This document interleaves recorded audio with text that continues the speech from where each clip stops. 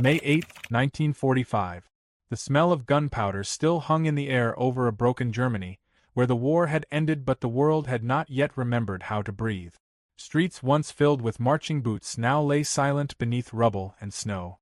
In Munich, a woman named Liesel bent over a cracked basin in the ruins of her apartment, washing soot from her face with melted snow. She was 23 and hollow from hunger, her hands trembling as she scrubbed away the dust of surrender.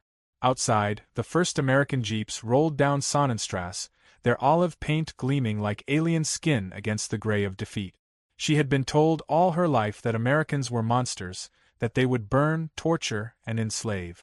Yet as she peered through the window's broken frame, she saw a boy in uniform, no older than her brother who died at Kursk, stop to hand chocolate to a barefoot child.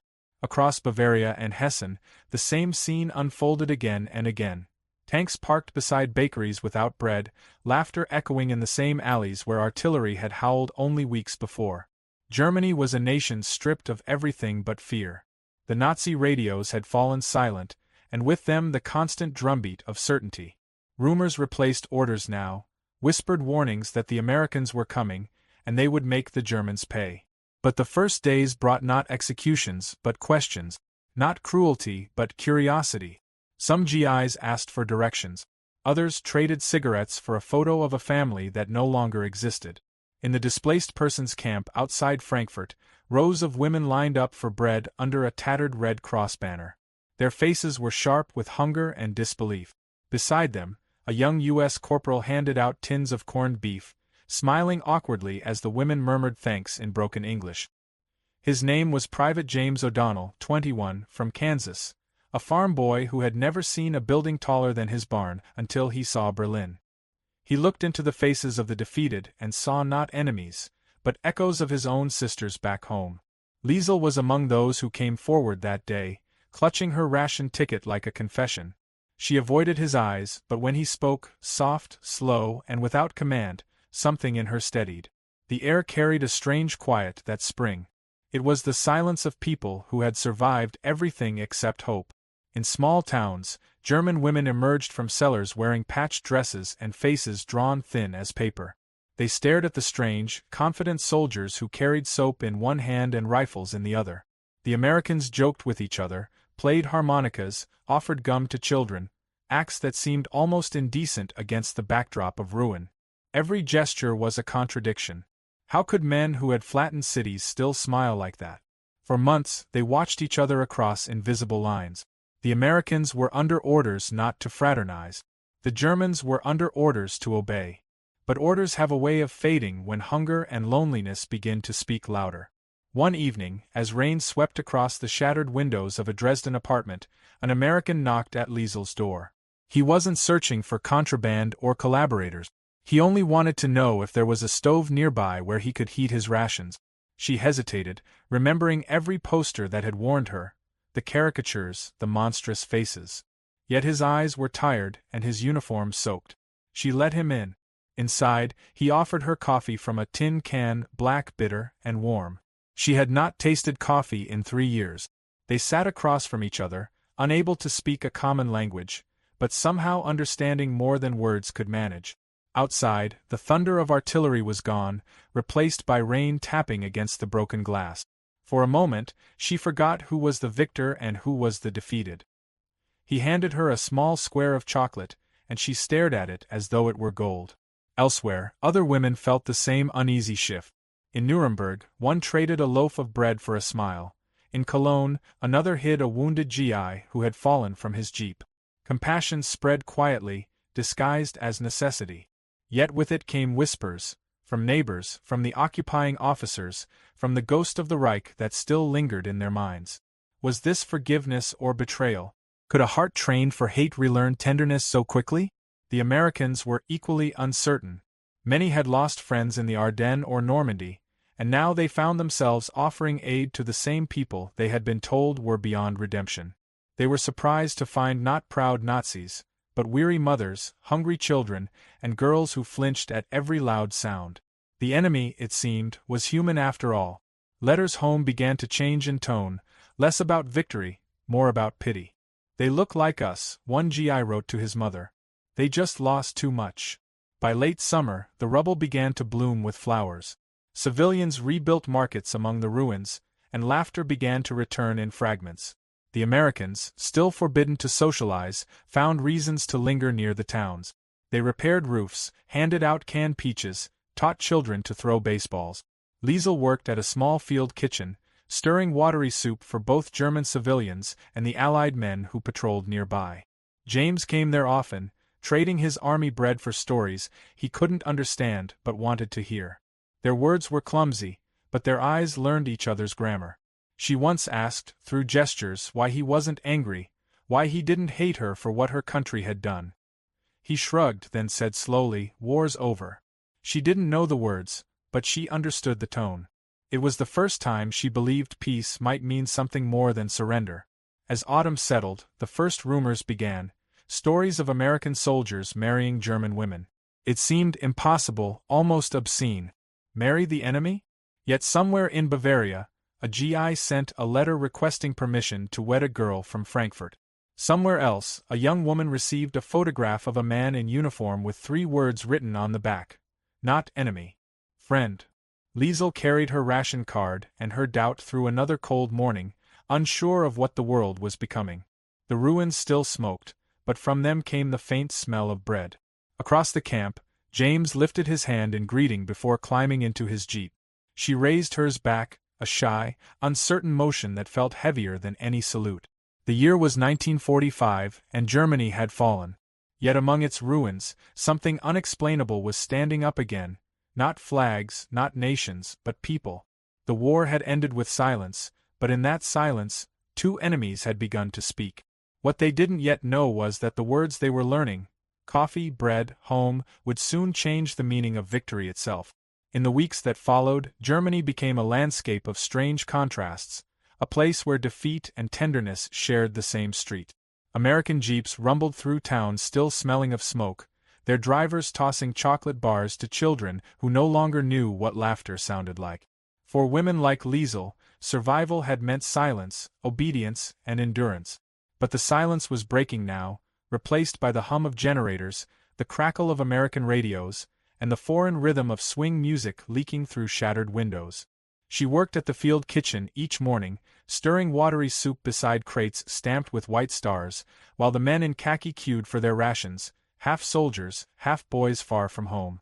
Private James O'Donnell returned every day, his boots muddy, his grin easy, as though he had never learned what hatred was supposed to look like. He carried small gifts, a bar of soap one day, a pair of worn gloves another, once even a precious square of chocolate wrapped carefully in paper. "For you," he'd say in hesitant German, then gesture that she must hide it before anyone saw. Fraternization, after all, was forbidden by law. But kindness, unlike ammunition, traveled quietly. Each gesture was a crime of compassion. The War Department's Circular No. 155 had made it clear. No American soldier was to associate unnecessarily with the German population. But soldiers are not made of orders alone. They were made of curiosity, loneliness, and an aching need to feel human again.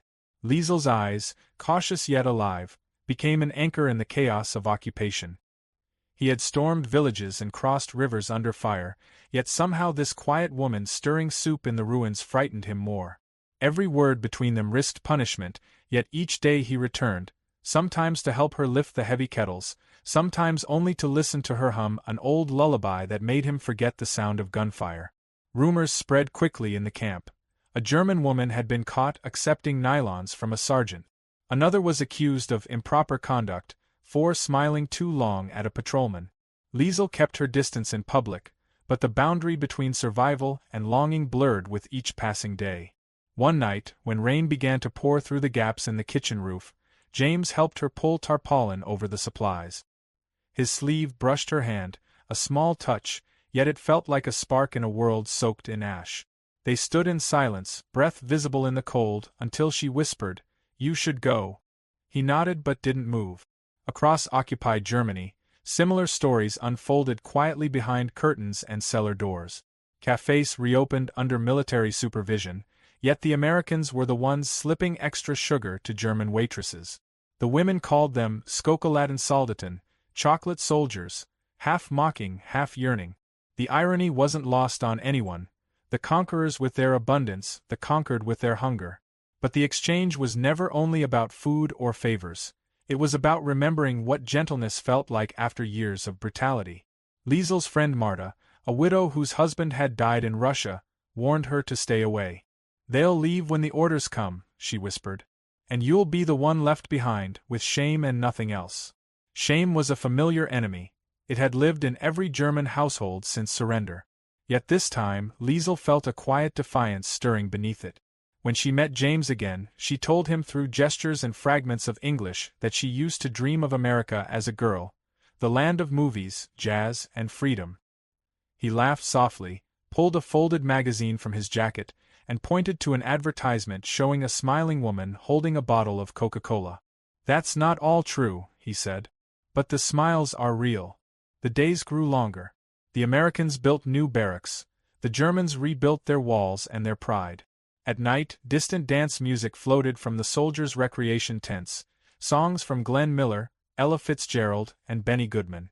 The rhythms reached through the cold, and sometimes the German women listened from the dark, swaying silently to a music they didn't understand but somehow felt. One evening, James appeared near the kitchen carrying a small portable radio.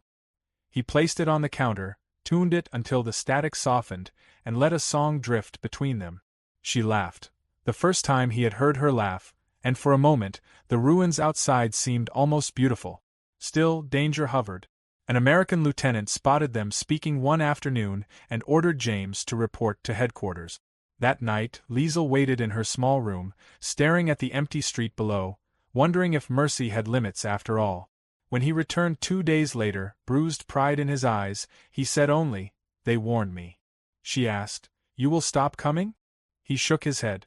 No, that was the closest either came to a confession. Elsewhere, stories like theirs multiplied.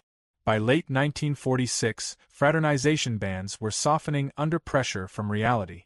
Commanders realized that hearts could not be rationed. In Wiesbaden, a soldier married the daughter of a former Wehrmacht officer. In Hamburg, a nurse wed a GI she had once treated for frostbite. Newspapers back home printed the headlines with a mix of fascination and unease. Americans taking German brides. Letters poured in to editors, some outraged, others moved. One veteran wrote, "I fought the war so people could choose whom to love, not who to hate." Liesel and James found small ways to keep their secret alive. He taught her words: coffee, home, tomorrow. She taught him Frieden, peace, tracing the letters in dust on the counter. When he offered her a pair of army-issue nylons, she hesitated, remembering Marta's warnings. But the gift wasn't about vanity, it was about dignity.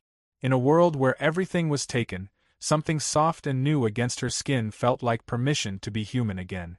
One evening, as the last snow began to melt, James told her he would soon be transferred to Bremen. The words fell between them like broken glass. She nodded, trying to appear indifferent, but her throat burned. "Maybe I write," he said, fumbling for his notebook. She smiled faintly. "If letters can cross oceans," she replied, "maybe hearts can too." Neither believed in such things, yet both wanted to. The night before his departure, he came to the kitchen one last time. The fires had gone out, and the room smelled of rain and ash. He handed her a paper-wrapped parcel. Inside was a photograph of him standing in front of a Kansas farmhouse, snow up to his knees, his dog beside him. On the back, he had written, "For when you forget that kindness exists." She looked at it for a long moment, then reached into her apron pocket and offered him a single pressed flower, the only thing she had kept since before the war. Their fingers touched as he took it, and neither spoke. At dawn, his convoy rolled out of the camp. She stood by the window, the photograph clutched to her chest, as the trucks vanished into mist. Around her, Germany stirred awake again, its people carrying buckets of water, bread, and memory. The war was over, yet its aftershocks still trembled through every human connection. Somewhere on the road ahead, James looked back once, though there was nothing left to see. The first rumors of war brides began that same spring, whispers of women boarding ships, of vows exchanged under foreign flags. For Liesel, it was only a story, a dream too fragile to name. Yet deep down, she knew that love, once awakened, had a will of its own. The Americans had come as conquerors. Now, without meaning to, they had begun something far more dangerous: the rebuilding of hearts. By 1946, the war had been over for a year, yet the world was still learning what peace meant.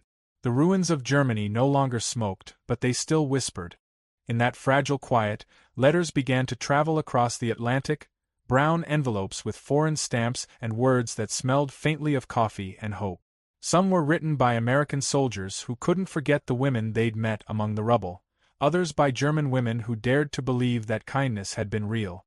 Liesel wrote hers carefully, each word a risk. "The air is cold here again," she began, "but your photograph makes the winter smaller." Weeks later, the postman handed her a reply, and for a moment she felt the impossible, the war's distance shrinking into something human. James's letter was simple. He wrote that he had been stationed in Bremen, working with a transport unit, and that he thought often of her hands covered in flour at the field kitchen, of her voice humming while she stirred. "If there's a God in all this," he wrote, "he must have meant for us to meet." It was the kind of sentence that would have been mocked in peacetime, but after 6 years of horror, sincerity had become its own rebellion. They exchanged letters through the Army's postal service, their words slipping past censors who never cared for stories of tenderness. Rumors spread that the United States might allow soldiers to marry foreign women. The news felt absurd, like another miracle made of paper. Still, in December 1945, Congress passed the War Brides Act, allowing American servicemen to bring their foreign wives home. It was amended soon after to include German and Japanese women, the former enemies now, astonishingly, potential wives. In the newspapers, it was a bureaucratic footnote. In the camps and towns of occupied Germany, it was the sound of hearts unlocking. For Liesel, it began with a question written in trembling ink: "Would you come to America?" She read it under a dim lamp, the world outside wrapped in snow. To leave meant safety, but also exile. To marry meant stepping into a life she could neither imagine nor explain. She had lost her family, her home, her nation's pride. Yet the idea of belonging to someone who saw her not as German but as human, that was something worth risking. When she finally wrote back yes, she wasn't sure if it was love or surrender. The paperwork was merciless. Dozens of forms, interrogations, background checks. Every bride-to-be had to prove she wasn't a Nazi sympathizer, wasn't diseased, wasn't lying. American officers inspected them with the same precision they once used for rifles. Yet beneath the cold bureaucracy, the human story refused to disappear. James filed request after request, even when superiors laughed. "You want to marry a German?" one captain scoffed. "You sure you remember the last 4 years?" But he did remember. Every bombed farmhouse, every starving child, and that was precisely why he wanted something new to begin. By the spring of 1947, the first ships began carrying German war brides to America. They were called Operation War Bride, though many of the women joked it sounded more like a military mission than a wedding. Liesel boarded one in Bremerhaven, clutching a single suitcase and James's photograph. Around her, hundreds of women whispered prayers or cried softly, their voices mingling with the sound of the ocean. Some carried babies fathered by soldiers already waiting on the other side. Others carried nothing but faith in the men who had once occupied their towns. When the ship finally left port, they watched the German coastline fade, a land of ghosts disappearing beneath the mist. Days at sea blurred together. The women shared stories in broken English and laughter that felt too loud for a ship carrying so many secrets. Liesel befriended a young woman named Hilda, who had married a mechanic from Ohio. Hilda said she'd heard that in America even poor people had refrigerators and that milk came in glass bottles delivered to your door. "They say there's no rubble there," she whispered one night. Can you imagine? Liesel couldn't. She dreamt of Kansas instead, of endless wheat fields and quiet mornings free of air raid sirens. When the ship neared New York Harbor, the air changed, clean, electric, full of promise. The women crowded the deck as the Statue of Liberty came into view, her torch shimmering through morning fog. For many, it was their first sight of America. For some, it was their first sight of freedom. Liesel gripped the railing and wept quietly. She had expected to feel shame or fear. Instead, she felt disbelief. On the docks below, soldiers waited in pressed uniforms, holding flowers instead of rifles. Some were nervous, others grinning like schoolboys. James stood among them, scanning every face as women disembarked. When he finally saw Liesel, pale from the voyage, her coat buttoned to her throat, German accents mingling with American laughter. The newspapers no longer called them enemy wives. They were simply mothers, neighbors, citizens. Yet in kitchens like Liesel's, beneath the calm of ordinary life, the past still flickered like an ember that refused to die out. Their Brooklyn apartment had given way to a small house in Kansas, near James's family farm. The soil there was dark and generous, and the horizon stretched farther than she had ever seen. It was a land without ruins, without sirens, a silence so vast it frightened her at first. The town was polite, if uncertain. People smiled, but sometimes too quickly. Children whispered when she spoke. The grocer's wife once said, "You speak good English," for one of them. Liesel smiled and thanked her, the way she had learned to during the occupation. Peace had its own rules of survival. James worked long days hauling grain. In the evenings, they sat on the porch watching fireflies drift over the wheat. Sometimes he spoke of the war, but mostly he didn't. The nightmares had faded, replaced by the small noises of domestic life, her humming in the kitchen, the creak of the rocking chair, the cries of their newborn daughter, Emma. When the baby came, the town's curiosity softened. Gifts arrived: blankets, casseroles, a tiny Bible. Forgiveness, it seemed, could wear an apron. Still, not all doors opened. When the local church organized a veterans' supper, one old man refused to shake her hand. "My brother died over there," he said, eyes clouded with pain. She wanted to tell him she had lost her brother too. That loss had no language, no flag, but the words stuck in her throat. Later, James found her crying in the kitchen. "He doesn't know you," he said gently. She nodded. "No," she whispered, "but he knows enough."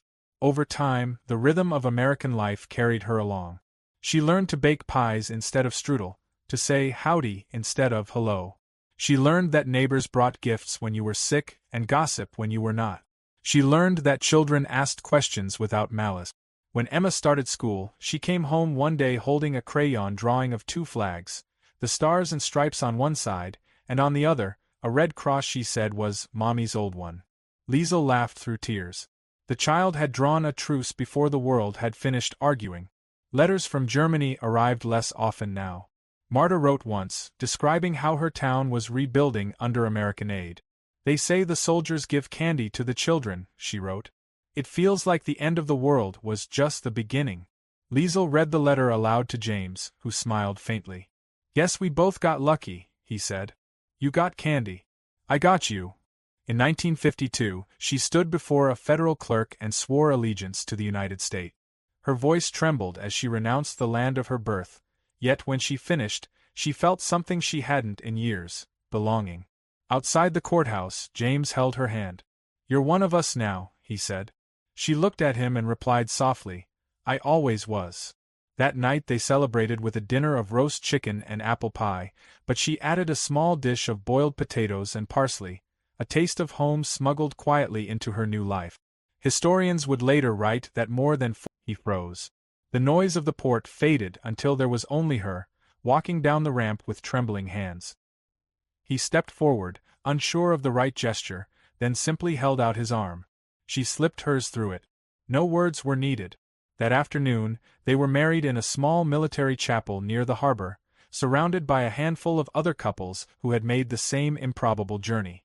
The chaplain, weary from officiating a dozen weddings that week, smiled faintly as he said the vows. "You may kiss the bride," he added, almost as an afterthought. For Liesel, the moment felt unreal, not because of the kiss, but because no one was afraid anymore. Their first home was a rented room above a bakery in Brooklyn. The city overwhelmed her. Neon signs, subways roaring underground, shop windows filled with abundance she could barely comprehend. The first time she saw a washing machine, she cried. Not from joy, but from exhaustion at the idea that even laundry could be easy here. Neighbors were curious but polite. Some whispered behind curtains, others brought casseroles. The war was fresh in everyone's memory, yet mercy proved contagious. Letters from Germany told her that not all stories ended so kindly. Some brides were rejected by families who could not forgive. Others faced suspicion from both sides, traitors to one country, reminders of guilt to another. But for every tragedy there were 100 small miracles. Children born with English lullabies and German middle names, Christmas trees lit in homes that once feared blackouts. America had absorbed its former enemies not with punishment, but with peanut butter and promise. One evening, as she baked bread in their tiny kitchen, James came home early, carrying a letter from a friend still stationed overseas. "They're calling you girls war brides now," he said, smiling. She laughed softly. "It sounds like we fought a war to marry." He looked at her, then nodded. "Maybe you did." Later, as they stood on the balcony watching snow fall over the rooftops, Liesl whispered, "Do they still hate us?" He thought for a long moment before answering. "No," he said. "They're just surprised it turned out this way." She leaned her head against his shoulder, thinking of the ruins she'd left behind, of the faces that would never understand. In that moment, she realized that the greatest shock of all wasn't survival, it was forgiveness. The same nation that had once dropped bombs over her home had opened its doors to her. History had demanded vengeance, but love had chosen differently. The ships had carried more than brides, they had carried proof that mercy could travel farther than hate. And yet, even as she slept that night, a faint unease lingered, a whisper of belonging and exile woven together. Tomorrow, she would wake in America, where the streets were whole and the people smiled easily. But a part of her would always stand at that harbor, halfway between the rubble and the dream, waiting to see if kindness could last longer than memory. By 1950, America had moved on from the war, but the war had not moved on from those who lived through it. The men who had fought returned to their farms and factories. The women who had survived its ruins tried to forget the sound of bombs by learning new words, new recipes, new dreams. In neighborhoods across the Midwest, behind white picket fences and new Chevrolets, a quiet miracle was taking 14,000 German war brides became American citizens in those years. To the world, it was a statistic. To the women themselves, it was an act of resurrection. They built lives from contradictions, blending the nation that lost with the one that won, teaching their children that identity could be softer than politics, kinder than memory. Liesel's house filled with small symbols of that blending. A cuckoo clock ticked above a portrait of James in uniform. A Christmas tree decorated with paper stars stood beside a nativity carved from German wood.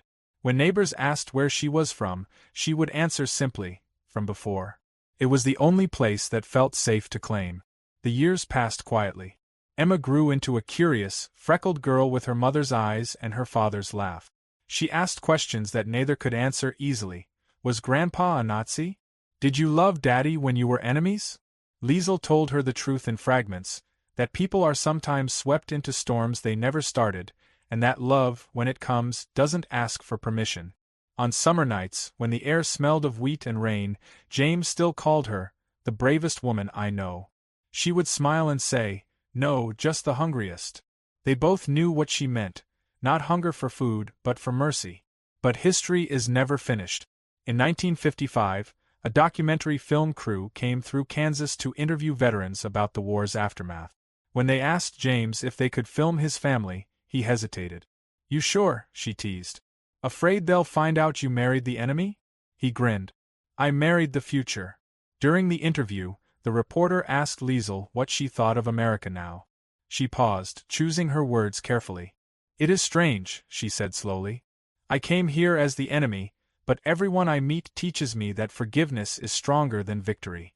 The cameraman lowered his head, perhaps embarrassed by how quietly truth could sound. When the program aired months later, neighbors stopped her on the street. One old man who had once refused to shake her hand brought her a jar of honey. "My brother would have liked you," he said. That night, Liesl cried again, but the tears were sweet this time. Decades later, she would look back and see the pattern, how mercy, like a seed, had taken root where war once burned. Across the country, the same story repeated. Thousands of women like her planting gardens, baking bread, raising children who never learned to hate. The past didn't vanish, but it softened, folded gently into the rhythms of ordinary life. One autumn afternoon, after years of quiet work and laughter, Liesl stood at the edge of her garden watching Emma chase fireflies. James sat nearby, older now, his hands calloused but steady. The sky blazed with the gold of harvest, and for a fleeting moment, she felt the whole weight of her journey, from rubble to porch light, from enemy to wife, from fear to family. She turned to him and said softly, It was all a kind of mercy, wasn't it? He nodded. The best kind, the kind we never deserved. The wind carried the scent of earth and apples, and somewhere in the distance a church bell rang, not for victory or surrender, but for evening. As the sound faded, Liesel whispered a prayer, not to forget the war, but to remember how it ended. For some, the peace came from treaties and borders. For others, it came from something smaller, a cup of coffee shared between strangers, a letter written across an ocean, a child born to two former enemies who learned to call the same country home. The war had taught the world how to destroy. But love, quiet, stubborn, unmilitary love, had taught it how to rebuild.